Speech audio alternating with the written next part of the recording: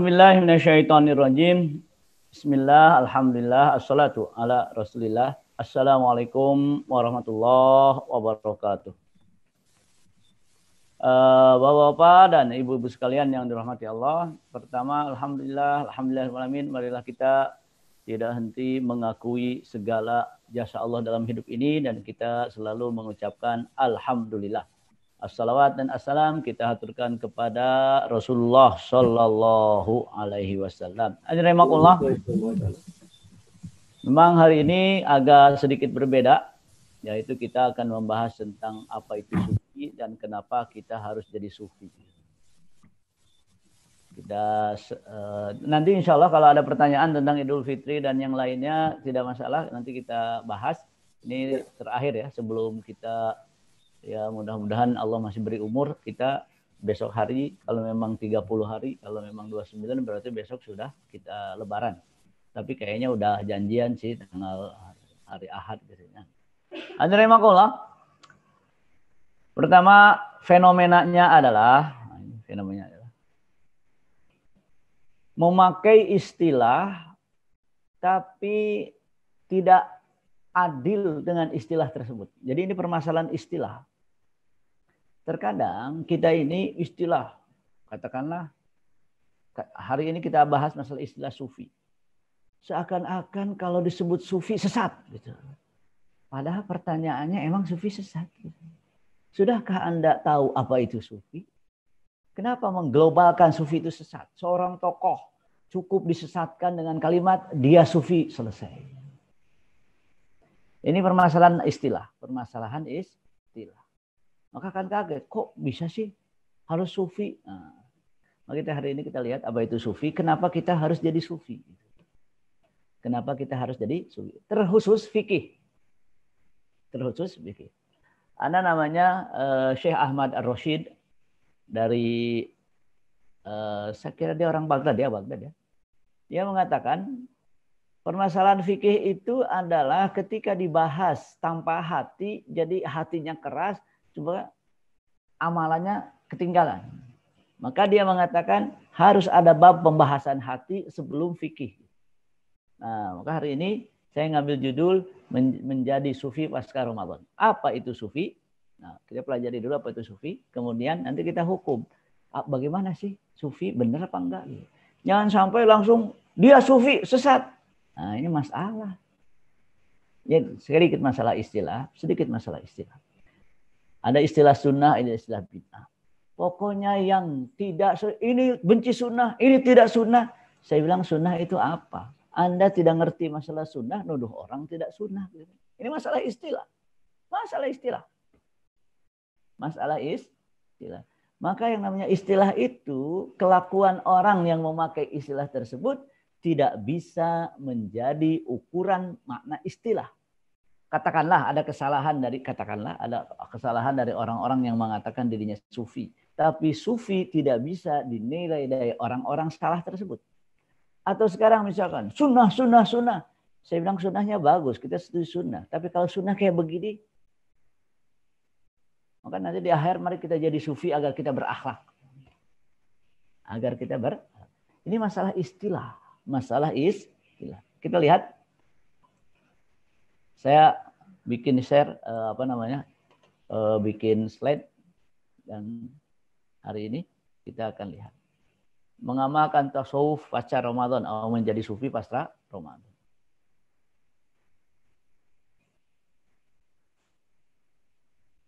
Nah, agar kita menjadi ini itu yang terakhir itu kok menjadi sufi pasca Ramadan. Lihat ajaran makoh syariah. Kita sering mendengar kalimat asy-syariah. Terbagi jadi dua. Al-a'mal al-zahirah. Al-a'mal al-batinah. Apa itu al-zahirah? Aktivitas fisik. Al-batinah, aktivitas hati.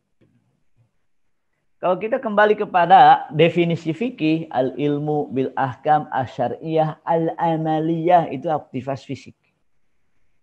Maka dalam fikih tidak ada bab hasad, bab hikad, bab takwa, nggak ada. Adanya di mana? Al-a'mal al-batinah, aktivitas hati. Jadi ada aktivitas fisik, ada aktivitas hati. Atau mungkin boleh juga kita sebut ada amal hati, ada amal fisik. Amal hati ini yang membuat manusia berakhlak. Amal hati. Ini amal hati urusannya fikih. Amal aktivitas hati, amal fisik fikih, aktivitas hati ilmu at-tasawuf. Ilmu at-tasawuf. Selama ini mungkin yang dengan di RKS dengan saya fikih. Contoh gini. Menurut fikih, kalau asar itu jam 3, maka sholat asar sebelum jam 3, sebelum asar, sholat duhur sebelum jam 3 dengan jeda waktu 5 menit sah. Menurut fikih. Tapi kalau menurut aktivitas saya kayaknya nggak pantas. Maka fikih itu harus dibarengi dengan aktivitas hati. Memang boleh, tapi kita malah yang paling afdol. Memang tidak haram, tapi kita tidak melakukan. Itu kan bukan sekedar ilmu fikih, tapi ilmu tasawuf. Memang katakanlah ke masjid apa hukumnya?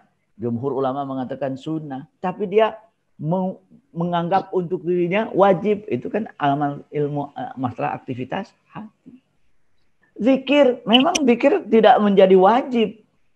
Akan tetapi selalu berzikir masalah aktivitas hati.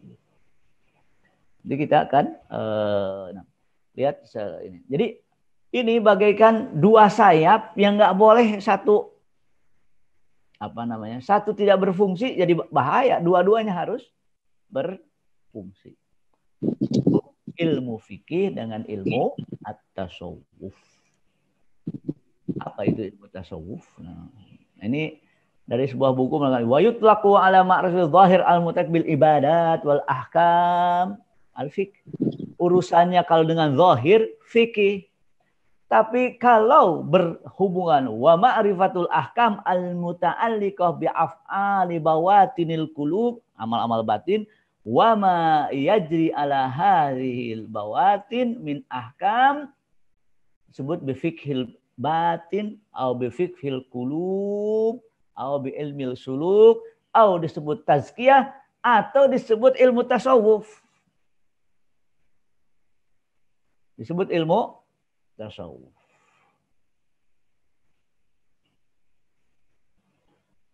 Jadi sebetulnya yang kita lihat di sini adalah jadi ada ilmu tazkiyatun nafas itu sebetulnya nama lain. Ilmu suluk apalagi disebut ilmu tazkiyah, ilmu at-tasawuf. Namun kalimat tasawuf ini lebih dikenal daripada nama-nama yang lain. Fikih qulub enggak, fikih suluk enggak, fikih tazkiyah enggak, tapi disebut at-tasawuf. Jadi kalimat tasawuf itu bukan sesuatu yang buruk. Wal akhir huwa asyharul mustalahat. Yang paling terkenal istilahnya nomor terakhir yaitu at-tasawuf. Nah, kemudian ini al-fiqh tadi, yang kedua at-tasawuf. Memang dalam penulisan bukunya duluan fikih baru tasawuf. Auditnya di zaman sahabat ada nggak? Ada.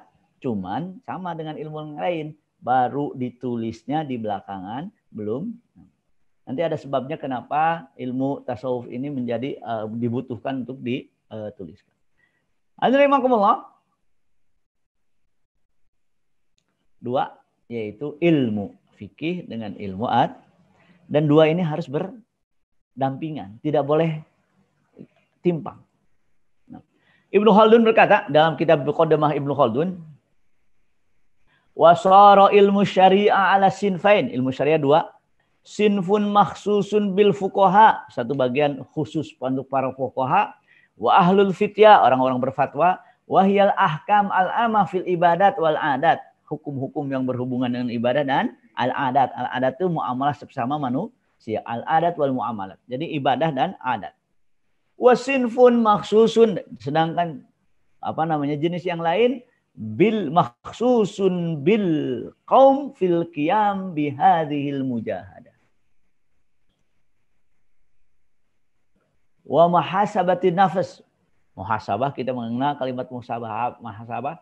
Wa kalam fil azwaq, merasa hati yang merasakan kehadiran Allah. Jadi Ibnu Khaldun sendiri menyebutkan tentang dua ilmu ini. Falamma kutiba al-ulum, fikih dibikin duluan, baru setelah itu dibikin namanya tentang at-tasawuf. Jadi pembagian ini diantaranya disebutkan oleh Ibnu Khaldun tentang dua ilmu dalam syariat, yaitu ilmu tasawuf dengan ilmu fikih. Karena kita pembahasannya tentang dua ilmu dalam kehidupan. Dua ilmu dalam kehidupan, yaitu fikih dan tasawuf. Nah, menarik. Sebab muncul tasawuf, kekhawatiran akan godaan dunia yang begitu hebat, yang berpotensi menjadikan manusia lupa Allah dan lupa akhirat. Kejadian sekarang kita mengalami fitnah ini enggak? Mengalami. Kita mengalami. Bagaimana di zaman sahabat ketika mereka beribadah tidak terlalu kuat dorongan dunia. Tidak terlalu kuat. Harta nggak begitu banyak. Ya, masih sangat sederhana. Jadi nggak terlalu. Tapi setelah lama-lama futuhat Islam semakin luas. Di zaman Bani Umayyah saja sudah banyak sekali harta. Di situ dimulai. Ini kalau kita nggak memperhatikan hati, lupa akhirat, ingat dunia saja. Sebetulnya sekarang lebih membutuhkan yang namanya tasawuf. Jadi Dr. Ramadan Buti Allahyarham mengatakan kekhawatiran akan godaan dunia yang begitu hebat, maka muncul. Kalau ada pertanyaan, kenapa dulu nggak ada? Di zaman sahabat nggak terlalu khawatir dengan dunia. Kenapa? Ya masih miskin. Yang berpotensi menjadikan manusia lupa Allah dan lupa akhirat. Kan bahaya lupa Allah, lupa akhirat. Sedangkan dalam ayat alladzina amanu billah wal man amana billah wal yaumil akhir. Man amana billah wal yaumil akhir. Sedangkan bahayanya di sini adalah ada potensi membuat manusia lupa Allah, lupa akhirat. Sekarang terjadi lupa Allah, lupa akhirat. Terjadi lupa Allah, lupa akhirat. Udah turun corona masih aja nggak ingat Allah. Gimana lagi? Tinggal nungguin aja. Jadi sekarang ini kita memakai ayat alaikum anfusakum la yadur man dhalla idza tadaitum. Jaga diri kita. Orang sesat enggak usah kita, orang yang sesat enggak usah membawa kita sesat. Maka saya mengatakan kepada yang mal dibebaskan, pasar dibebaskan, sekarang kita buka masjid, salah. Kenapa? Yang benar kita ini enggak ke masjid karena alasan syariat. Kalau malaikat melanggar syariat, ya emang kita harus ikut melanggar, ya enggak usah. Alaikum anfusakum la yadur man dhalla idza tadaitum. Saya mengatakan, apa hukumnya ke mall, ke pasar dengan potensi kerumunan manusia dalam kondisi COVID-19? Haram.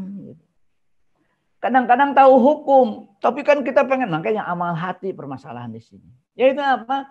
Yang membuat manusia mudah melakukan perintah dan larangan adalah amal hati. Kalau dikasih fikih saja, halal haram tahu, dilakukan belum tentu. Kenapa? Karena yang menentukan adalah amal hati.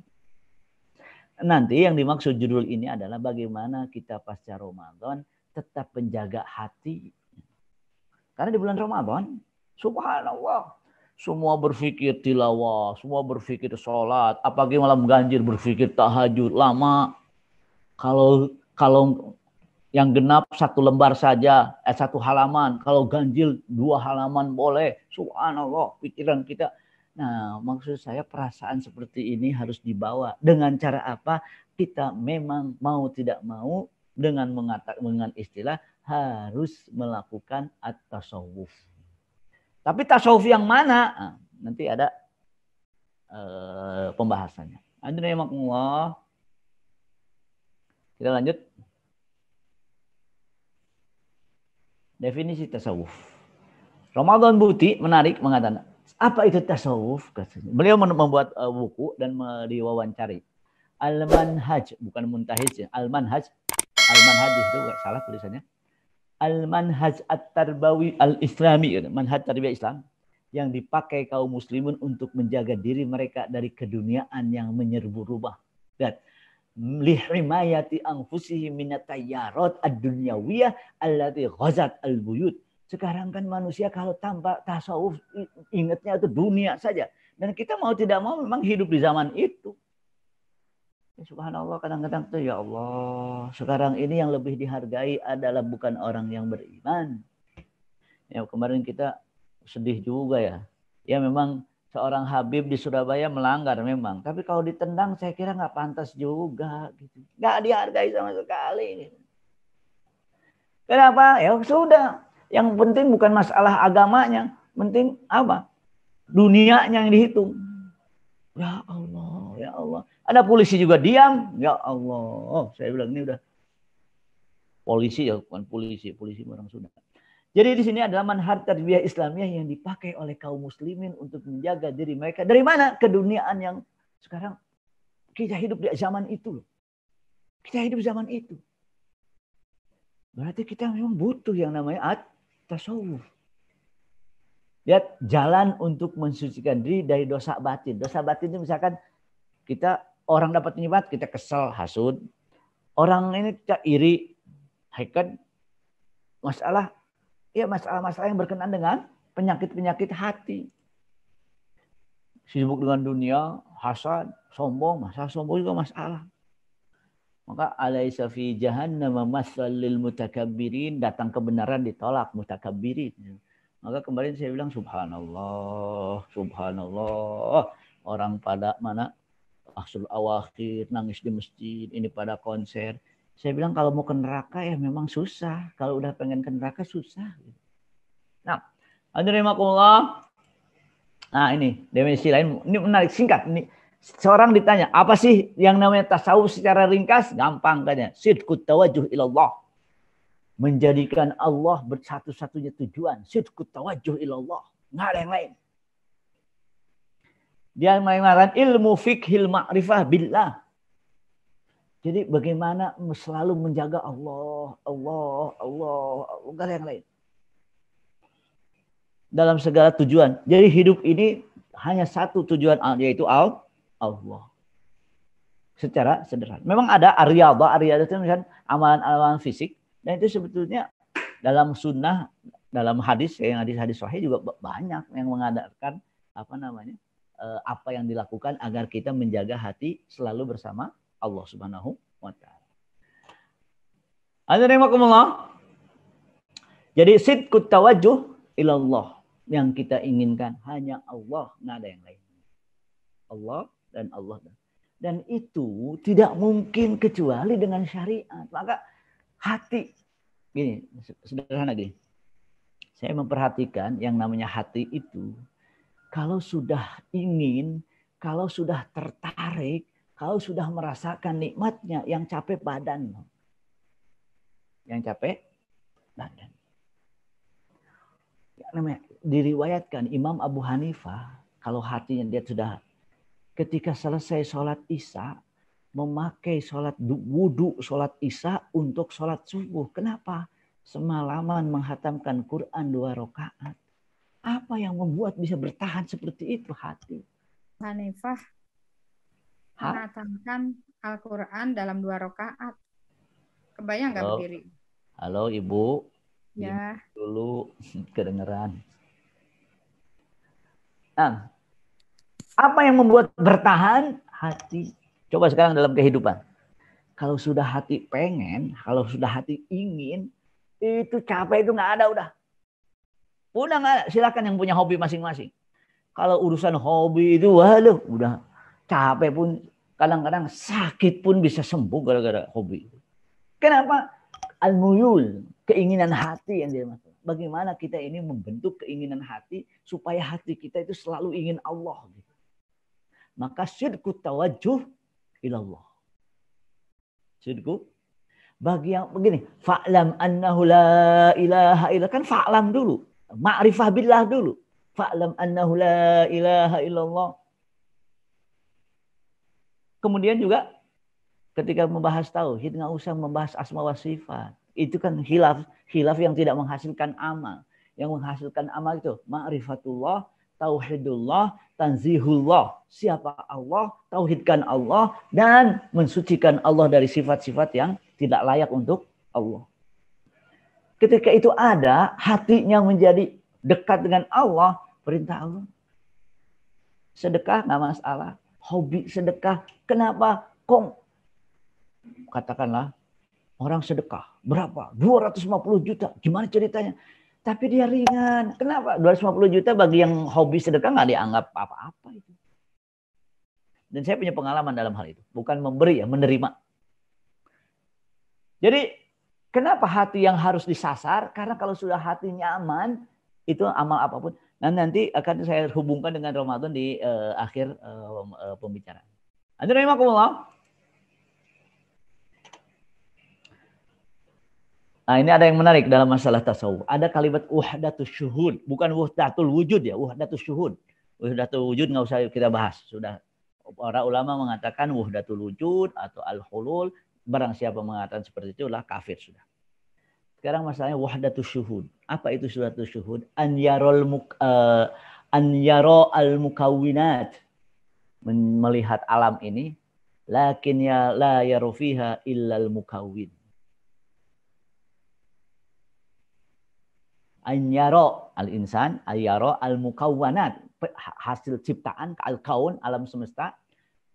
Baik di bumi atau di langit, lakin la yar. Tapi ketika melihat, ia ingat Allah. Maka kejadian apapun di alam yang diingat Allah, ini yang diinginkan tasawuf. Ada kucing, subhanallah. Heran, kucing kan menarik.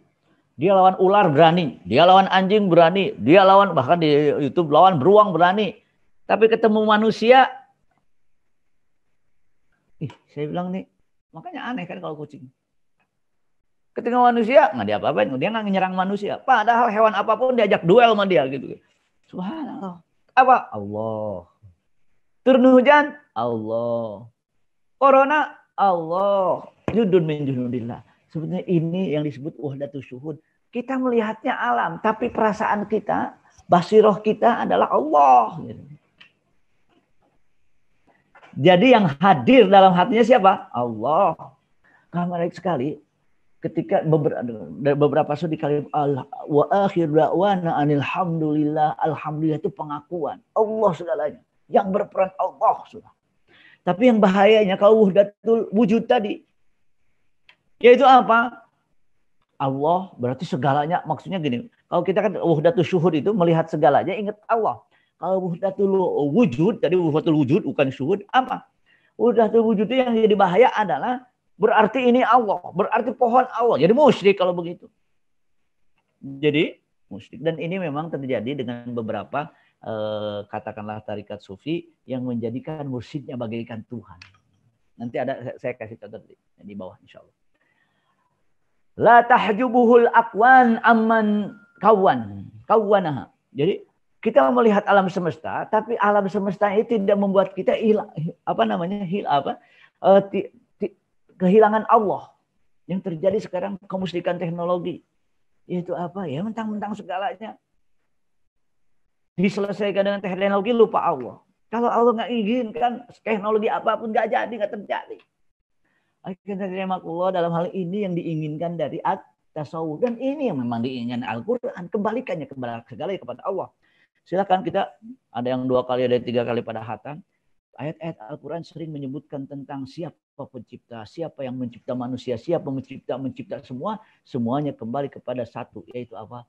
Allah lah yang berkuasa, Allah lah yang berperan di muka langit dan bumi. Penciptaan manusia Allah. Alladzi ahsana kulla syai'in khalaqahu ba'da khalqil insa min tin. Penciptaan langit yang mendatangkan bencana Allah. Maka ayat-ayat itu menunjukkan bahwa ini yang diinginkan. Berarti mungkin dong kita bertasawuf dengan tilawah terus? Mungkin. Karena memang yang diinginkan adalah itu. Jadi hadirin rahimakumullah, aktivitas hati, subhanallah, yang dibahas dalam tasawuf. Tatamassul a'mal batinah fi a'mal qulub. Ingat, ada dua, amal hati dan amal fisik. Yang mana yang lebih penting? Hati. Dua-duanya harus lengkap. Kalau bisa. Kalau enggak, amal hati didahulukan. Amal hati. At-tasdiq. Tasdiq ini, apapun yang kita dengar dari Al-Quran, benar. Kita tasdiq, menyatakan benar. Lawannya katanya takdim. Al-iman, amal hati. Al-yakin, amal hati. As-sidqu. Sidqu itu membuktikan gitu. Asyidku itu membuktikan apa yang diucapkan. Misalkan, la ilaha illallah. Segala hidupnya tidak ada dalam kehidupan kecuali Allah. Asyidku. La ilaha illallah. Ketika berjuang dan kalah terus, tetap yakin menang. Itu asyidku. Tapi karena mungkin saja rentetan kekalahan adalah bangunan kemenangan. Kenapa? Asyidku. Kita yakin dengan Allah. Al-ikhlas. Tidak ada niat selain Allah. Jangan sampai berniat sedekah untuk dapat rezeki. Bagaimana? Saya sedekah 10.000, nanti saya tagih Allah 100.000, nggak boleh. Nggak ikhlas namanya. Nggak ikhlas. Al-mahabbah. Kita semua. Allahumma rasa cinta. Hubbullah, hubbur rasulihi, hubbul mu'minin fillah. Ar-ridha, raditu billahi rabba. Ya kita, ini gimana sih besok lebaran? Kok jadi begini? Ridha, raditu billahi rabba. Sabar, saya kira. Sabar. Zikru, masa amalah hati. Kemudian ma'rifah, syukur, inabah. Inabah itu bertaubat. Al-khosyah, merasa kagum kepada Allah sehingga kita takut kepada Allah. At-taqwa. Takwa kan dalam Ramadan apa? La'allakum tattaqun. Tujuannya amal hati. Karena kalau amal hatinya sudah baik, mengerjakan segala sesuatu menjadi mudah.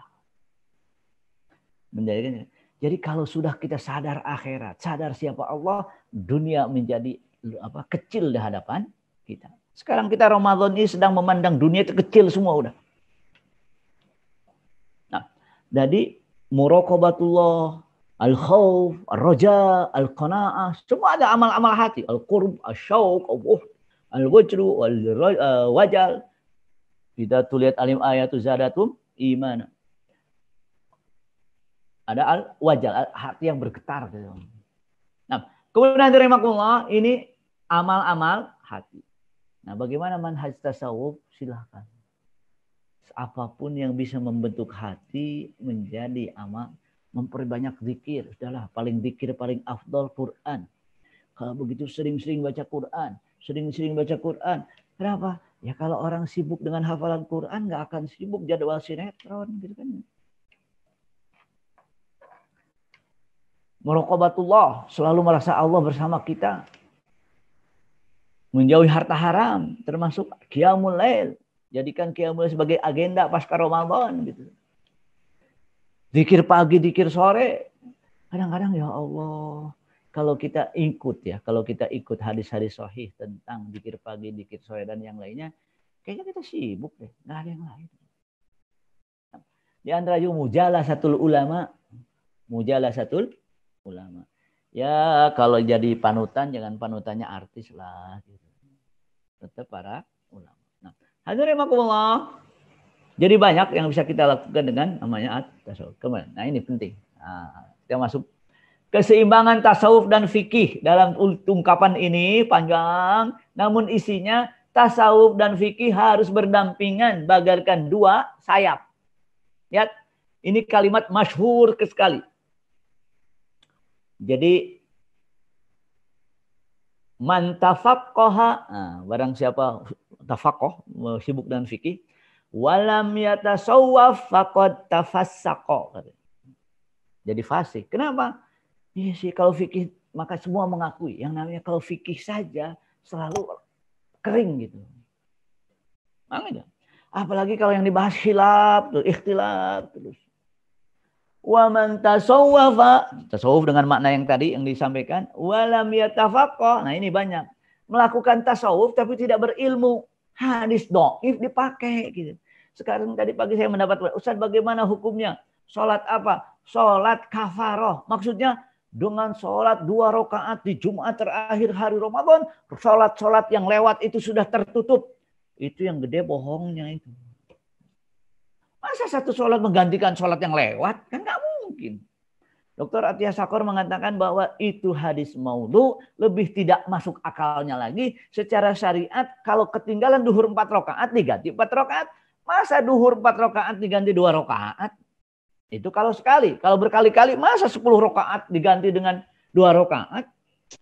Tapi kan, bukankah pahala sholat di Masjidil Haram 100.000 kali? Betul. Tapi tidak ada yang mengatakan kalau mau mengqadha sholat di Masjidil Haram 2 rakaat, semuanya gugur itu dosa.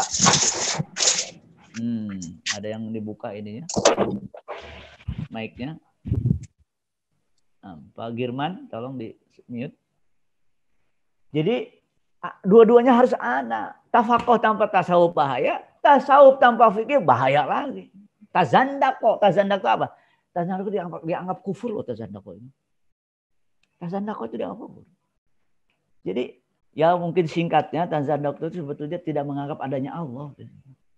Ini terjadi dengan kelompok-kelompok sufi di beberapa tempat yang saya pernah satu hari ketika di Ciamis, mereka meyakini bahwa ibadah kita tidak sampai kalau tidak berbaiat kepada mursyid. Saya bilang ini salah, hadis nggak begitu kok. Makanya pendapat manusia itu diukur dengan hadis. Kemarin saya mendapat postingan tentang apa? Mursyid sudah memegang di kantongnya, sudah tak ada tanggal Lailatul Qadar.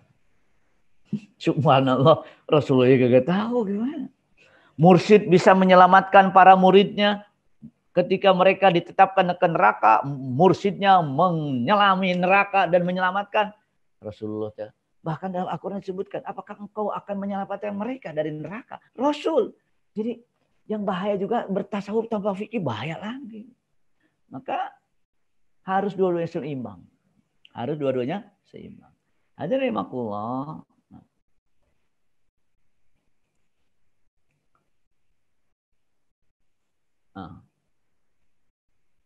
Pertanyaan, apakah sufi ahli bid'ah?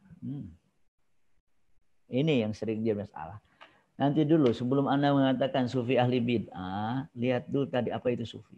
Apa kata Junaid? Di sini ada Junaid berkata, biqaulihi qala Junaid, madhabuna sufi. Junaid ahli sufi. Muqayyadun bi usul kitab was sunnah, terikat dengan Quran dan sunnah. Kemudian ulama lain mengatakan usuluna sab'atu asya. Prinsip-prinsip kami ada 7. Atau masuk di kitabillah, berpegang pada Quran. Wal iktida bi sunnatillah, mengikuti sunnah. Wa aklil halal, memakan yang halal. Wa kuful adza, tidak menyakiti orang lain. Wajtinabul atham, menghindari dosa. Taubah, bertaubat. Wa adaul huquq, hak orang lain dikembalikan, yang punya utang dibayar, yang pinjam dikembaliin gitu. Ada yang masalah nggak dengan sufi kalau maknanya seperti itu? Ya, ada masalah. Di mana masalahnya? Ahli bid'ah, kelakuan orang yang menamakan dirinya sufi tidak bisa disebut bahwa itulah sufi. Jadi pelajari sebuah istilah dengan baik, pakailah kalimat istilah tersebut dengan makna sesungguhnya, bukan dengan makna. Misalkan tadi ada orang menamakan dirinya sufi, kemudian dia mengatakan, wah udahlah tinggalkan dunia. Kadang-kadang juga tidak zuhud. Yang menarik para mursyid itu zuhud. Harusnya orang mursyid itu yang paling zuhud. Ini mursyid mobilnya Alphard gimana? Bukan zuhud, itu namanya bisnis dzikir. Kullu batin yul khalifuhu zahir fahuwa batil. Nggak bisa. Yang namanya batin itu misalkan dulu ada makanan, ini wali. Masa wali? Ada kan dulu wali. Sebut wali. Saya bertanya, maaf, ini wali apa bukan? Kata dia, yang namanya wali itu tidak melanggar syariat. Yang namanya wali itu tidak melanggar hukum fikih. Kalau melanggar hukum fikih tidak wali. Ternyata yang disebut walinya dipoto sedang gendong seorang perempuan. Gimana? Masa wali kayak begitu? Jadi gak ada yang namanya sufi tapi melanggar hukum fikih. Gak pernah sholat. Lalu mana? Jumatannya di mana? Di Mekah. Ya, kan beda waktu 4 jam. Jadi kadang-kadang Gak boleh kullu batin yukhalifuhu zahirun fahuwa batin. Akan rahimakumullah. Ini yang kita temukan dalam apa? Buku-buku yang karangan tentang sufi. Masalahnya di mana? Masalahnya kita lanjutkan. Kullu batin yukhalifu zahir fahuwa batin. Enggak boleh, harus sesuai syariat. Dua sayap tasawuf, Quran dan Sunnah. Maka kalau ada tuduhan si A sesat, dia pernah sufi. Saya bilang lucu tuh orang. Lucu lah. Kadang-kadang subhanallah. Tapi dia merasa kenapa sih orang benci saya? Ya masalahnya bukan benci, ente salah gimana nggak dibenci gitu. Jadi dua sayap ada Sunnah, ada Al-Quran. Berarti apa yang salah? Maka kesalahan orang yang menamakan dirinya sufi tidak bisa memberi makna sufi itu sendiri.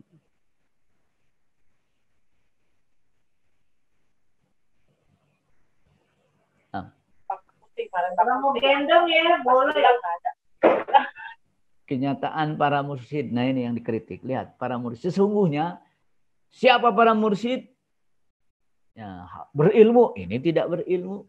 Saya pernah, subhanallah, memang satu kesempatan. Saya dengar dia mursyid. Saya lihat, subhanallah, subhanallah. Wah, diagungkan. Ketika ceramah pernikahan, kebetulan sepupu saya mau nikah, saya bilang, nggak ada ilmunya nih orang. Maksudnya apa? Masalah yang sederhana itu ketika menyampaikan sambutan nikah, ya saya bilang nih orang ketahuan banget. Waktu itu saya konfirmasi ke orang tua, senyum orang tua saya, ya emang begitu. Ya tidak berilmu, tasawuf, ya gimana? Jadi nyebarin, tidak zuhud, kan harusnya paling zuhud. Justru dia paling antusias dengan dunia. Zuhud itu bukan masalah kaya dan zuhud itu ketika dimiliki tidak merasa. Jadi zuhud itu belum tentu miskin. Tapi yang jadi masalah adalah dia zikir tiap hari, tapi zikir sholawat 2000 kali nanti jualannya laku. Loh gimana? Tambah zikir tambah lupa akhirat kan nggak mungkin. Seharusnya tambah zikir tambah ingat akhirat. Tidak istiqomah. Kenapa? Kalau ini yang terjadi dengan para musyrik yang menghasilkan bid'ah, sholat kafaroh, sholat Lailatul Qadar bisa menyelamatkan dari neraka. Yang ini yang jadi masalah. Kenapa? Tidak mengukur yang dilakukan dengan Quran dan Sunnah. Sholat kafaroh, hadis maudhu dipercaya. Sholat Lailatul Qadar, hadis maudhu dipercaya. Gimana sih? Oleh karena itu hadirin rahimakumullah tadi menyelamatkan dari, saya bilang di mana menyelamatkan dari neraka? Dia mursyidnya saja belum tentu masuk surga. Kenapa? Sehebat Abu Bakar, sehebat Umar pun tidak merasa dirinya masuk surga. Walaupun dijanjikan oleh Rasulullah, bahkan mungkin dijamin terjemahannya mubasysyaruna bil jannah, tapi hati mereka malu mengatakan bahwa saya pasti ke surga. Makanya hadirin rahimakumullah, pasca Ramadan ini bukan pasti merasa pede dibebaskan dari neraka, tapi ada harapan. Ada harapan. Hadirin rahimakumullah, bagaimana Ramadan melahirkan tasawuf? Nah, kalau makna tasawuf seperti itu ada yang salah? Tidak ada. Tidak ada. Makanya bagaimana? Ketahuilah yang kita lakukan di bulan Ramadan, masa selalu konsisten dengan zikir, dengan tilawah, ingin segera menghatamkan, ada yang 3 hatam, ada yang 4 hatam. Kalau terus kita lakukan setelah Ramadan, sebetulnya itulah kegiatan para sufi gitu. Kadang-kadang di bulan Ramadan, walau alam, mudah-mudahan ada ya. Ada yang nggak hatam 4 kali? Enggak. Atau makanya lanjutkan ibadah ini. Gitu. Kenapa sebetulnya Ramadan itu harus melahirkan orang-orang yang seperti di bulan Ramadan dilakukan.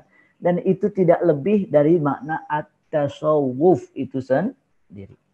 Nah ini penting. Indikasi keimanan adalah amal hati. Indikasi keimanan adalah amal hati. Mari kita lihat. Ya ayyuhalladzina amanu. Apa perintahnya? Kutiba alaikumusiyam. Apa tujuannya? La'allakum tattaqun. Tattaqun itu amal hati. Keberhasilan Ramadan, keberhasilan puasa, tergantung tingkat ketakwaan. Takwa ada di sini, tapi pembuktian. Jadi dengan takwa, beriman, buktinya takwa, takwa amal hati. Karena takwa perintah dilaksanakan mudah, karena takwa larangan ditinggalkan mudah. La'allakum, jangan ngomong la'allakum tattaqun, takwa di hati doang, ada buktinya. Jadi maksudnya adalah ketika ada ketakwaan dalam hati, mudah melakukan yang diperintahkan. Yang agak bingung, mari kita tingkatkan ketakwaan kita. Nah, ini ada pembahasan. Dan setelah ini, bahwa yang namanya hati itu nggak bisa diperintah. Yang namanya hati nggak bisa diperintah. Makanya dalam usul fikih mengatakan tidak boleh memerintahkan hati. Contoh, jangan marah. Gimana hati? Dibilang jangan marah, orang kita diketepak kepala ya marah langsung otomatis. Makanya maksudnya jangan ada sesuatu yang ditimbulkan oleh marah. Misalkan gara-gara marah, misalkan marah di jalan, gara-gara apa namanya disalib nggak sopan, dikejar-kejar, ternyata yang dikejarnya jenderal. Jadi yang namanya hati itu nggak bisa diperintah. Tapi maksudnya adalah amalan, tadi. Bagaimana membentuknya ketika ini tadi bagaimana membentuk hubbullah, banyak berzikir ya. Kemudian ketika hatinya sudah terbentuk, amal menjadi mudah.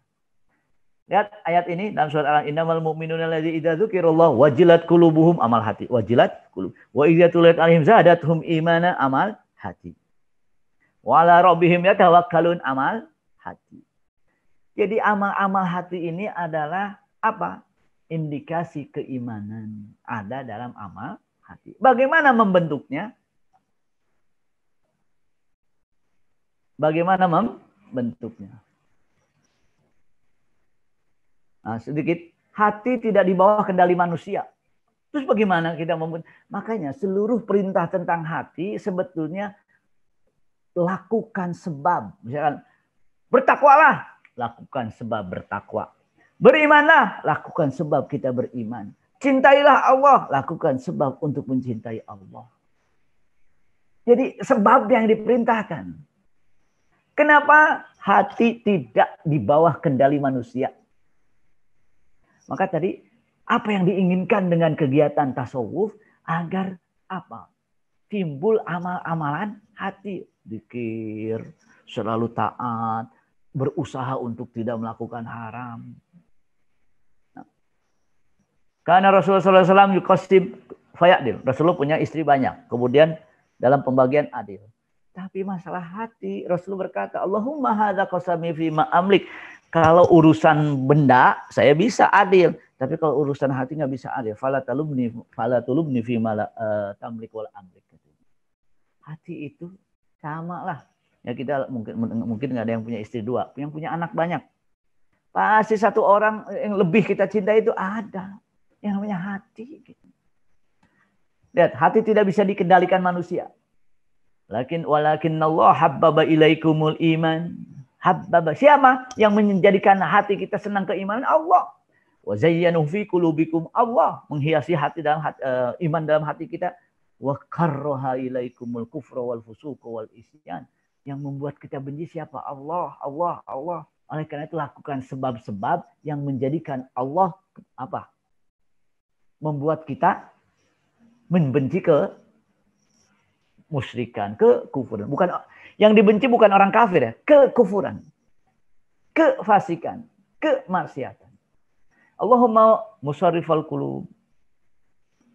Allah memalingkan hati. Sarrif qulubana ala ta'ati.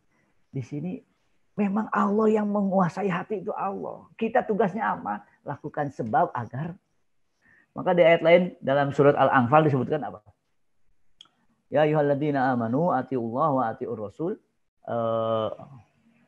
Ya ayyuhalladzina amanu istajibu lillahi war rasul idza da'akum lima yuhyikum.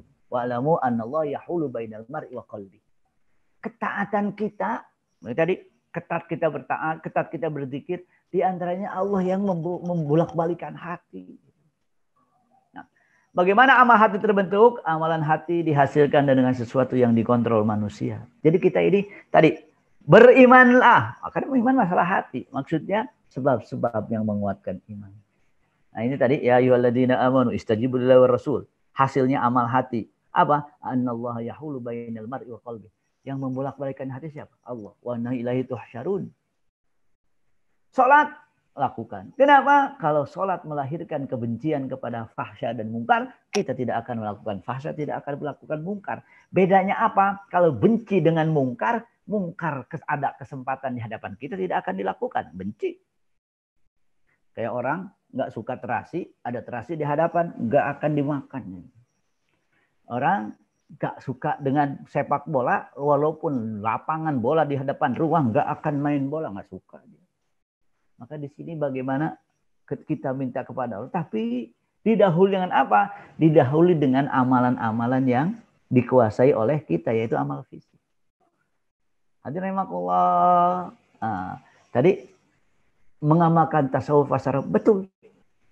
Lakukan apa yang dilakukan selama ini di bulan Ramadan. Karena itulah sebetulnya substansi tasawuf. Pasca Ramadan inginnya seperti itu. Agar terbentuk amalan-amalan hati. Kalau amalan hati sudah terbentuk. Jadi prosesnya gini. Ada amalan. Kita dengan amalan tersebut membentuk amalan hati. Dengan amalan hati tersebut. Amalan fisik menjadi mudah. Menjadi mudah. Saya kadang-kadang subhanallah. Dulu. Ya takdir Allah. Saya katakanlah. Saya berpikir. Ini orang sebetulnya. Orang Ghana waktu itu. Orang Ghana. Waktu itu. Ada keterbatasan secara fisik. Tapi yang menarik apa? Ya sebetulnya kalau dia ridho dengan keterbatasan tersebut, nggak jadi halangan. Bagaimana ridho? Gitu. Lihat kenapa kita harus siap-siap dengan amalan hati. Contoh sabar. Contoh sabar. Sabar itu kan ketika terjadi. Kalau kita tidak melatihnya, ketika terjadi, kesel duluan nggak sabar, setelah itu sabar yang nggak bermanfaat. Seseorang didatangi Rasulullah. Kenapa nangis? Anak saya meninggal. Nangis di kuburan. Kalau sabar kata Rasulullah. Udah kalau begitu saya sabar. Ya enggak lah. Al-sabru inda sadmatil ula. Sabar itu ketika terjadi bukan sekarang. Berarti kan kita harus siap. Dengan amalan-amalan hati. Agar amalan-amalan fisik lebih baik. Jadi ini yang saya maksud menjadi sufi pasca Ramadan itu. Yang kita lakukan di Ramadan itu sebetulnya sudah kegiatan orang sufi. Sudah kegiatan orang sufi. Karena pada dasarnya orang sufi itu berkegiatan sesuai dengan arahan Quran dan Sunnah. Tadi ada satu slide terakhir mungkin lupa. Apa sih maksud tujuannya? Agar kita menjadi muslim yang berakhlak. Masalahnya adalah ketika banyak orang mengeluhkan. Ini katanya kami komitmen dengan Quran dan Sunnah. Tapi nggak berakhlak kalau ngomong. Kalau berdebat nggak berakhlak. Ibnu Qayyim ketika membaca sebuah kitab itu dia nggak setuju dengan isinya. Tapi ketika diminta untuk berkomentari, dia mengomentari diantaranya sebetulnya kita sangat mencintai fulan, sangat mencintai. Tapi yang namanya hak itu lebih kita cintai. Maksudnya apa? Ini ada salahnya gitu. Kan nggak langsung copret. Ini gimana? Seperti Rasulullah SAW, lihat Rasulullah SAW ingin memberitahu tentang kekurangan Ibnu Umar. Apa kata Ibnu Umar? Kata Rasulullah ke ke Hafsah. Ke Hafsah kakaknya Ibnu Umar. Ke Hafsah bilang sama Ibnu Umar, dia itu lelaki yang sangat baik kalau qiyam lail. Jadi ente nggak qiyam lail, enggak. Kamu itu akan menjadi sangat baik kalau qiyam lail. Subhanallah, berakhlak. Jangan sampai cobret semuanya. Ya Allah. Maka di sini sekali lagi penting yang namanya amal hati. Yang rahimakumullah. Ya kadang-kadang atau banyak sekali saya kira kita menemukan dalam hadis bahwa amal hati niyatul mar'i khairun min amalihi. Khairun min amalihi. Nah, saya ini yang bisa saya sampaikan pada kesempatan kali ini. Kalau ada pertanyaan silakan, mudah-mudahan bisa dijawab. Jadi gini, Tadi pentingnya amal hati ini, pentingnya tasawuf ini untuk mengimbangi agar fikih tidak sekadar ilmu. Tapi harus diimbangi dengan tasawuf. Kalau fikih kan hukum jamaah Jumat, sunnah, nggak ke masjid-masjid. Nggak pakai hati. Hukum akikah sunnah, ya lakukan. Jadi nggak terdorong untuk melakukan yang lebih baik. Gitu. Dengan hati terdorong melakukan lebih baik. Nah,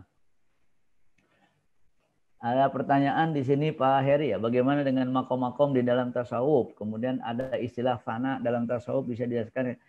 Gini ada remakullah, itu ya kadang-kadang yang jadi masalah adalah zikir itu ingat Allah. Kenapa harus jadi fana? Zikir itu melahirkan manusia yang tawadu. Kenapa harus ada makom ini, makom ini? Justru kontradiktif tersendiri. Sampai subhanallah, Syekh Ramadan Buti mengatakan gini. Syekh katanya, kenapa Anda menolak untuk dicium tangannya? Ya, masalah makom tadi. Gini katanya. Nangis dia ditanya. Saya menolak. Karena saya tahu malu dengan Allah. Allah maha tahu aib saya. Tapi Allah tutup. Untuk kebaikan orang-orang selain kalau dia tahu aib saya nggak pantas nyium tangan saya. Sambil nangis Dr. Ramadan Buti itu yang beliau udah meninggal. Ramadan itu sambil menangis. Kenapa Anda tidak mau disuntangan? Begini katanya. Salah satu masalahnya suntangan itu ketika sudah merasa orang mengagungkan ada perasaan itu yang bahaya katanya. Itu yang menjadikan seseorang merasa jadi Tuhan. Sambil nangis. Kenapa? Ya kan saya tahu dosa-dosa saya katanya. Kalau dia tahu dosa saya nggak bakalan cium tangan saya katanya. Gitu ya. Jadi dalam hal ini nggak ada. Makanya tadi katanya mursyid, tapi nggak zuhud, tapi kayaknya kalau orang nggak nyium tangan dia marah. Ini kan permasalahan. Padahal tidak seperti itu. Nah, kayaknya ada beberapa pertanyaan fikih nih. Sebelum itu, Ustaz, di YouTube ada yang tanya, Ustaz. Ya, silakan.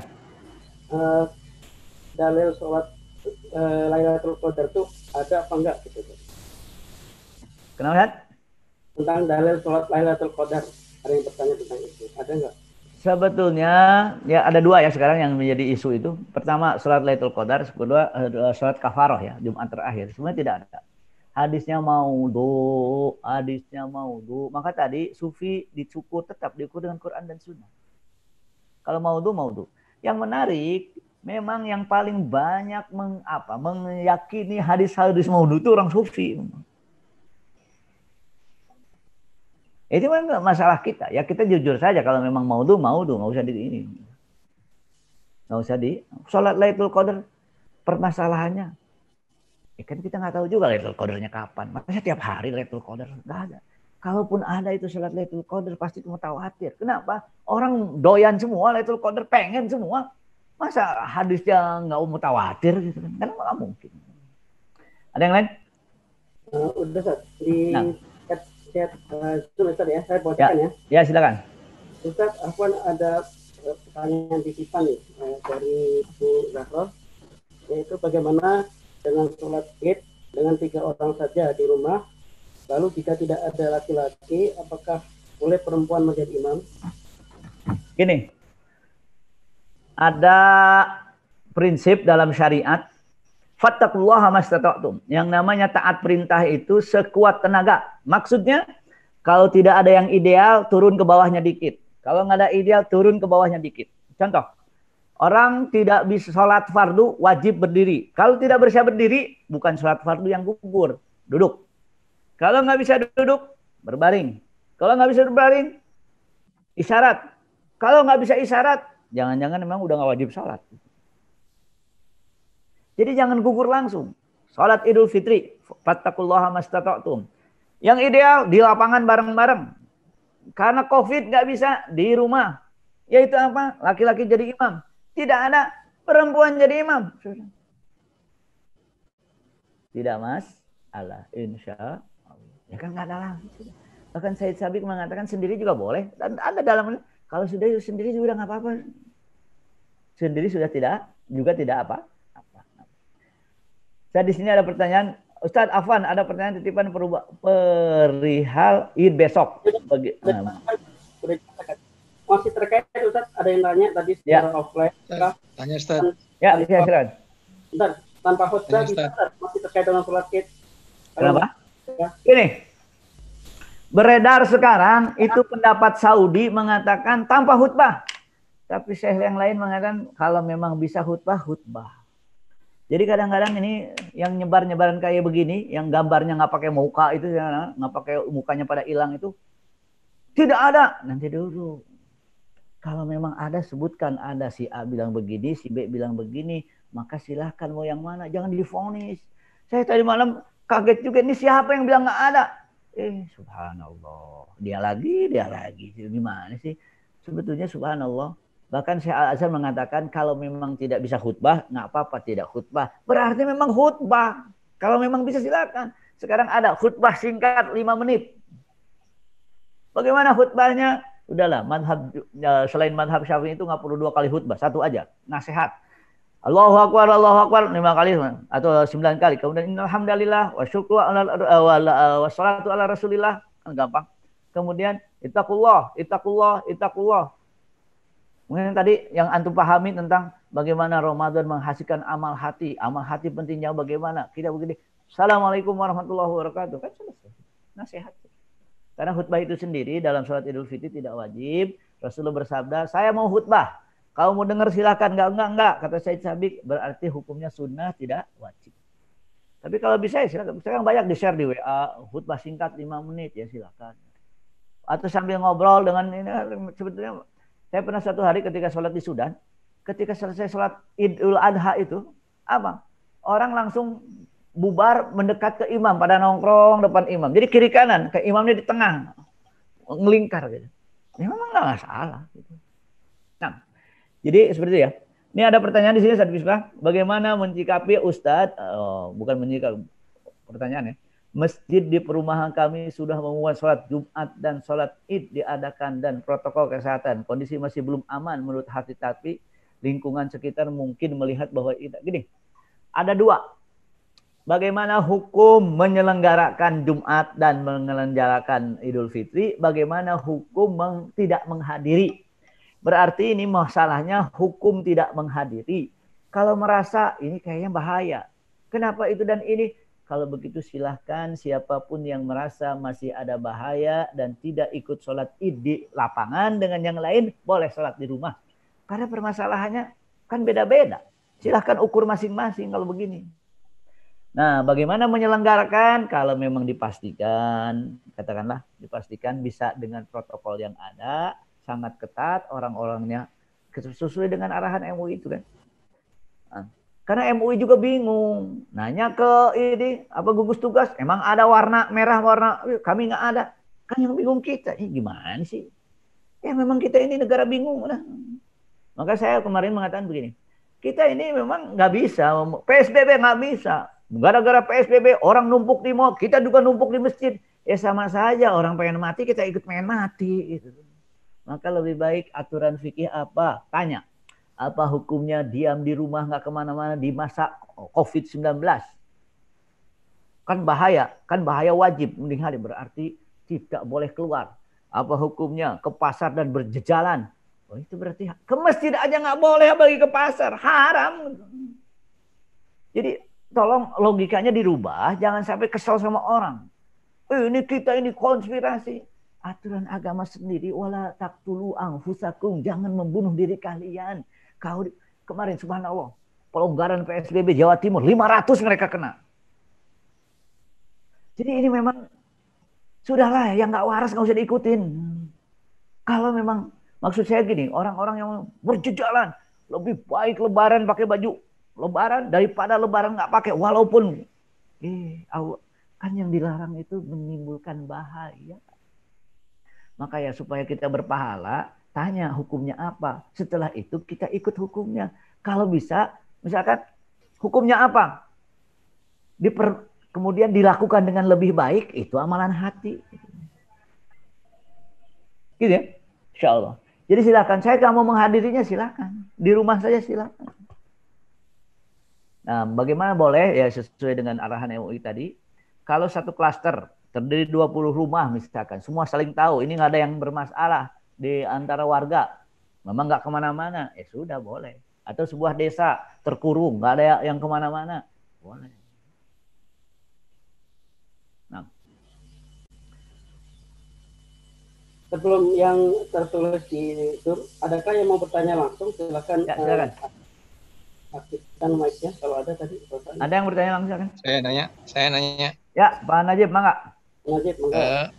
Bab muamalah, Ustaz. Nah, bab muamalah. Mas. Nah, mangga. Kalau kita kirim lewat JNT, bilang emas kan mahal tuh. Jadi bilangnya perhiasan. Gimana, Ustaz? Boleh nggak? Padahal itu emas. Begini. Kadang ucapannya benar, tapi yang denger jadi salah. Contoh gini, Rasulullah SAW ketika jalan dengan Abu Bakar di perang Badar, kan ketemu musuh.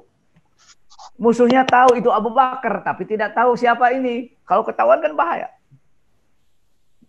Siapa kamu? Saya dari air katanya. Kan nggak salah saya dari air. Oh, berarti kamu dari sumur yang mana? Maksud Rasulullah saya dari air, kan manusia dari air ya. Rasulullah bohong? Enggak. Kayak Nabi Ibrahim. Hadza ukhti. Istrinya. Iya kan dalam ukhti seiman boleh. Nah, kalau memang lihat dari situ, ini perhiasan. Tapi nggak niat bohong. Jujur, ini perhiasan. Dikirim sama dia. Tapi kalau niatnya, ini perhiasan. Ya kalau bilang emas, nanti jadi mahal. Itu jadi nggak boleh. Karena kita punya niat untuk mengelabui. Kalau tidak niat mengelabui, man anta. Saya anahnu minal ma. Jujur, tapi dianya aja yang jadi salah. Nah ini yang jadi masalah adalah, ini kalau dibilang emas tidak akan dikirim. Kalau saya bilang perhiasan akan dikirim. Nah, permasalahannya di situ ada memang ingin mencapai sesuatu yang sesungguhnya tidak akan dicapai kalau seandainya jujur mengatakannya emas. Kan ya? Nabi Ibrahim kan pernah gitu juga. Nabi Muhammad saya pernah. Tapi tidak dihitung berbohong. Kalau memang tujuannya tadi ada. Maksudnya kalau ketahuan Rasul lagi berdua ya bahaya gitu. Nah ada tauriyah namanya. Tauriyah itu ya bukan langsung berbohong seperti itu gitu. Tapi kalau ini sebetulnya ini emas. Kalau dibilang emas nggak dikirim ntar. Nah, memang terjadi di situ. Nah, itu saja. Silakan yang lain yang mau bertanya, mempersiapkan diri. Sekarang pertanyaan dari Zoom dari Ustaz Heri Rubianto. Ustaz, bagaimana bentuk pencapaian ka'annaka tarahu? Nah, Allah itu laisa kamitslihi syai'un. Ya. Ka'annaka tarahu, apakah tarahu seakan-akan melihat Allah? Tidak. Seakan-akan Allah hadir di hadapan kita. Jadi gini, dalam memahami sebuah hadis, sebuah ayat, kalau makna yang sesungguhnya tidak mungkin, maka kita pindahkan makna tersebut. Namanya takwil. Takwil itu memindahkan makna dari makna lain. Ka'annaka tarahu, kan kita nggak ngelihat Allah. Ya maksudnya bukan ngelihat, maksudnya seakan-akan Allah hadir di hadapan kita, seakan Allah hadir di hadapan kita menilai sholat kita. Coba bayangkan, kalau ada seorang guru mengatakan, ujian sholat, gurunya bawa pulpen, silakan, khusyuk banget itu, takut ada yang salah, takut ada yang apa, ya ka'annaka tarahu, bukan berarti melihat, tapi kehadiran Allah yang dimaksudkan, kehadiran Allah. Dan memang iya. Kita nggak pernah melihat surga, kita nggak pernah lihat neraka. Tapi kata Hatim bin Al-Asam, ketika akan sholat, seakan-akan surga depanmu. Surga di kanan, neraka di kiri, sirat di bawah, di mizan di depan, nggak pernah melihat. Maksudnya ada kehadiran makna-makna itu. Jadi bukan melihat sesuatu yang tidak kita lihat. Dan kadang-kadang sesuatu yang tidak kita lihatnya, khususan Allah, nggak boleh kita, Allah mungkin begini rupanya enggak. Ya paling kita kembalikan kepada lafaz Allah, gitu. Lafaznya saja tidak kepada yang lain. Nah. Halo, ada yang lain silakan. Ibu-ibu. Jadi ada rahimakumullah, sebelum ada yang nanya, saya ingin memperjelas sedikit tentang tadi. Jadi jangan sampai orang salah kita ikut-ikutan. Alaikum anfusakum la yadurru man dhalla idza tadaitum. Kalau kita benar, nggak usah keganggu sama yang salah. Ustaz Najib, mangga, Ustaz Najib. Ada yang bertanya tadi dari YouTube. Ya, silakan. Dari Ustaz Kayanto. Tanya Ustaz, kalau kawan-kawan dari tarekat itu kategori kesufiannya bagaimana Ustaz? Kategori apa? Kategori kesufiannya orang-orang tarekat, teman-teman kita di tarekat. Nah, sekali lagi masalah tarekat itu sebenarnya katakanlah Syekh Abdul Qadir Jailani, sebenarnya tidak ada penyimpangan semua, tidak. Semuanya akan diukur oleh sesuai dengan Quran atau Sunnah atau tidak. Jadi tidak ada yang maksum, semua diukur dengan Quran dan Sunnah. Kemudian tadi jadi lupa ya, gimana? Kategori kesufian teman-teman tarekat mungkin Naqsabandiyah, Qadariyah itu diantaranya sekali Ustaz. Ya, semua akan seperti itu. Silakan diukur saja. Saya tadi mendengarkan wawancara Syekh Muhammad Ghazali. Syekh Muhammad Ghazali itu sudah meninggal tahun 95, tapi di antara yang memang menyerang sufi. Tapi ketika ditanya, dia bilang ada curug sufi di Mesir Syadziliyah. Dia bilang, apa yang salah? Kayak nggak ada yang salah. Kenapa? Padahal dia yang dianggap menyerang sufi. Setelah dia ketemu dengan syekhnya, katanya. Lihat cerita yang menarik. Para muridinnya itu nanya. Jadi Syekh Tariqah Syadziliyah ini bajunya bagus. Sambil memegang, dengan baju bagus ini kamu beribadah kepada Allah. Apa dia jawab? Dengan baju bagus saya tidak butuh manusia. Dengan baju jelek Anda butuh manusia. Kita hanya butuh Allah. Kaget kan? Jadi kalau ibadah pakai baju bagus, saya nggak berpikir butuh manusia. Bagus punya saya katanya. Anda beribadah pakai baju butut, Anda mikir kebutuhan kepada manusia. Saya berpikir hanya kebutuhan kepada Allah. Kata Syekh Muhammad Ghazali, ya kalau yang begini sih benar. Sekali lagi semuanya akan diukur berdasarkan Quran dan Sunnah. Ya. Maka ya dengan berbagai pemikirannya ya, artinya gini. Jangan sampai tadi masalah pemikiran begini. Ini tidak sesuai sunnah. Nanti dulu, bagaimana tidak sesuai sunnah? Ya karena berpikirnya tidak sunnah bid'ah. Itu masalah, bukan masalah Quran dan sunnah. Itu masalah pemikiran. Masalah pemikiran. Nah. Silakan yang lain. Pak Najib tadi. Bang Asad. Cukup. Oh ya, barakallahu fikum. Ada yang lain? Hari ini 56 orang. Alhamdulillah. Ala kulli hal. Ustaz Miftah? Mana Ustaz Miftah? Nih, hilang. Ibu-ibu, kalau tidak ada, tadi mungkin masalah katakanlah tadi, jangan sampai kita terpancing untuk melanggar syariat karena kita di rumah itu taat syariat. Ya. Kita di rumah itu taat syariat. Ayo, Ustaz. Ada yang bertanya yang lain? Nggak ada kayaknya. Mungkin saya bertanya Ustaz. Silakan. Di antara tokoh-tokoh masa lalu tasawuf gitu ya, yang kita kenal adalah Muhammad Al-Ghazali, Syekh Muhammad Al-Ghazali Ustaz ya. Ya. Ya, dengan kitab Ihya Ulumuddin, kemudian Syekh Abdul Qadir Jailani itu sangat legendaris di kampung-kampung Ustaz ya. Bahkan manaqibnya dibacakan secara berkala Ustaz. Bagaimana yang Ustaz kenal dengan ulama-ulama tersebut Ustaz? Begini, yang jadi masalah kitab Ihya itu memang saya Muhammad Ghazali. Kalau tadi Muhammad Al-Ghazali yang dari Mesir ya. Kalau ini Muhammad Ghazali, tokoh yang membuat Ihya Ulumuddin. Yang jadi masalah Syekh Ghazali ini bukan orang hadis sehingga tidak teliti dalam sahih tidak sahih hadis. Itu permasalahan. Jadi banyak sekali hadis dalam Ihya yang tidak sahih. Sedangkan kesahihan hadis itu dibutuhkan untuk memastikan bahwa itu dari Rasul. Apalagi hadis maudhu. Yang menarik, dibid'ahkan oleh Imam Nawawi, disunnahkan oleh Imam Ghazali. Contoh dalam sholat rogoib, itu kan dibid'ahkan oleh Imam Nawawi. Tapi disunnahkan oleh Imam Ghazali. Nah, kita mencintai Imam Ghazali. tapi cinta kita kepada al-haq lebih. Nah, terus bagaimana dengan tadi yang namanya aurad? Dr. Kordowi menjawab begini, bukankah yang diajarkan Rasul lebih? Maka kita punya maksurat katakan, itu kan ada hadis-hadisnya jelas. Dan kalau dilaksanakan, ampun-ampunan juga kita ini. Pagi sekian, lama juga. Salawat 100 kali dalam sholat Ibrahim, ya lama juga itu. Dan itu namanya riyadhah, itu namanya, dan itulah tasawuf seperti itu. Jadi kita ini memang terlalu terpengaruh dengan kalimat tasawuf sehingga tasawuf kan sesat. Memang tasawuf sesat. Ya, yang mungkin saya kira mungkin ada yang sesat. Misalkan yang menganggap mursyidnya itu penyelamat nanti di neraka, ya itu jelas sesat. Tapi yang enggak juga banyak.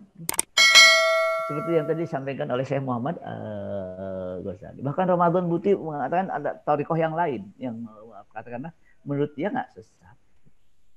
Menurut dia enggak. Tapi yang tidak boleh adalah sufi, tapi setiap zikir ingat dunia terus. Ya gimana? Tasawuf itu supaya memutus hausnya kita terhadap dunia. Ini semakin ini baca 2000 kali bisnisnya lancar, ya jadi kebalik gitu. Kebaliknya. Jadi kita zikir kita sidqut tawajjuh ilallah, hanya Allah yang kita inginkan. Yang menarik Sudan. Sudan itu sufi, tapi pas kemerdekaan mereka paling depan berperang. Jadi itu suku yang benar. Saya kira yang bisa sampaikan pada kesempatan ini. Sekali lagi tadi menyinggung masalah katakanlah PSBB. Kita taat di rumah bukan gara-gara PSBB. Kalau PSBB ngaco udah. Yang konser nggak dia apa-apain, Habib ditangkap. Kan kita kesel juga. Itu ngaco udah. Tapi kita taat Allah dan Rasul. Kenapa di rumah? Rasulullah nyuruh. Kenapa di rumah? Bahaya harus dicegah. Kenapa riba? La taqtulu anfusakum. Jangan membunuh diri sendiri.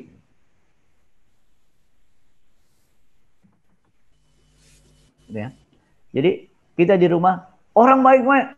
Saya makanya hari ini saya bilang dalam kondisi seperti ini dan tidak darurat ke pasar berkumpul manusia itu sama saja wala taqtulu anfusakum. Jangan membunuh diri sendiri. Maka pekerja medis mengatakan kalau kalian yang berani ke pasar udah mending di sini saja. Kalau memang berani mati, udah bersama kami aja kerja di sini. Sekalian mati. Kemarin ada yang kesal tukang kuburan. Apa? Yang pada mau ke pasar, nih saya siapin buat kalian. Kenapa? Masalahnya kita bukan masalah taat PSBB. Kalau udah nggak jelas sudah. Kita taatnya Allah bilang begini sudah. Wala taqtulu anfusakum. Wala taqtulu anfusakum. Jadi kali ini mudah-mudahan Allah kuatkan iman kita. Ada satu pertanyaan lagi, Ustaz. Hah? Ada satu pertanyaan dari Pak Yadi Hujimatsu. Oh ya. Dari penjelasan awal, mungkin tasawuf salah satu pemberontakan dalam kondisi dahulu yang sudah keluar dari ajaran Quran dan Sunnah. Kenapa masih menggunakan istilah tasawuf? Maka tidak ada istilah lain yang lebih sunnah. Begini, hadirin rahimakumullah. Sebetulnya kalimat tasawuf itu bukan pemberontakan, mengatasi masalah yang dulu tidak ada di zaman sahabat.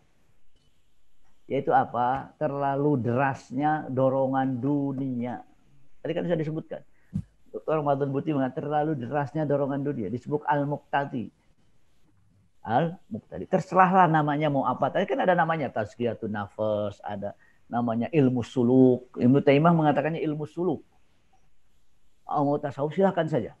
Yang jadi masalah adalah yang menganggap kalimat tasawuf buruk dengan pemahaman mereka sendiri. Padahal tasawuf nggak begitu. Padahal tasawuf tidak seperti itu. Kenapa nggak memakai kalimat sunnah? Saya bermasalah dengan kalimat sunnah itu karena yang mengatakan ini sunnah itu kita sepakat. Tapi yang tidak sepakat tidak sunnah bid'ah. Habis saya bilang ada orang mengatakan tidak sunnah bid'ah. Oke, kenapa yang dia sholat pakai HP? Jadi banyak sekali kalau tidak sunnah bid'ah, banyak sekali jadi bid'ah. Maka yang tidak sepakat aja kalimat sunnah dipakai oleh sekelompok untuk menghajar orang lain. Itu masalah istilah di situ. Masalah istilah. Dan pemahaman sunnah terlalu sempit. Apakah sunnah membiarkan kemungkaran tanpa disentuh sedikit pun dengan satu alasan taat pemimpin? Kan nggak sunnah juga itu. Itu konyol sunnah kayak begitu. Jelas-jelas Allah menyuruh kita merubah mungkar. Lihat sedikit masalah mungkar. Iman terlemah adalah benci mungkar. Yang kuat merubah mungkar dengan tangan, dengan lisan. Kalau hanya benci saja, doain saja, iman terlemah. Walaupun ente kuat tahajudnya, tapi hanya dengan hati, iman paling lemah. Wadzalika adhaful iman. Yang namanya mungkar tuh, makanya memahami taat pemimpin, pahami juga dari perintah untuk merubah mungkar. Kita doain saja, apakah dengan berdoa akan akan merubah mungkar? Jadi remakullah, jangan melakukan sesuatu yang disenangi oleh musuh yang tidak beriman. Kira panjang, nanti kita pikir politik sekalian. Barakallahu alaikum. Hadirin remakullah, mudah-mudahan Ramadan ini, pasca Ramadan kita menjaga kebiasaan tradisi-tradisi kita di bulan Ramadan. Tidak ada yang lain, yaitu silakan. Yang tadi khatam 4, coba di luar Ramadan 4 kali gitu kan. Yang sering tahajud, silakan. Sekarang kan alhamdulillah PSBB ini kita jadi apa? Jadi imam semua. Minimal punya pengalaman lah. Ngimamin pakai mushaf. Yang jelas silahkan. Yang jelas jaga rutinitas ini. Namun kenapa saya mengambil judul tasawuf? Karena ada orang menuduh seseorang sesat gara-gara dituduh ini tasawuf. Maka saya bilang emang tasawuf salah. Memang kerjanya. Orang yang dibenci oleh orang Amerika, kematiannya kematiannya dirayakan oleh orang-orang kafir, dituduh sesat gara-gara kalimat tasawuf. Keterlaluan orang sebegitu.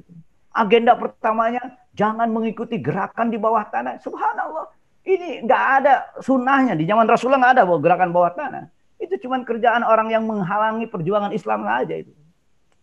Nah, barakallahu walakum. Kalau terusin bisa ngamuk. Assalamualaikum warahmatullahi wabarakatuh.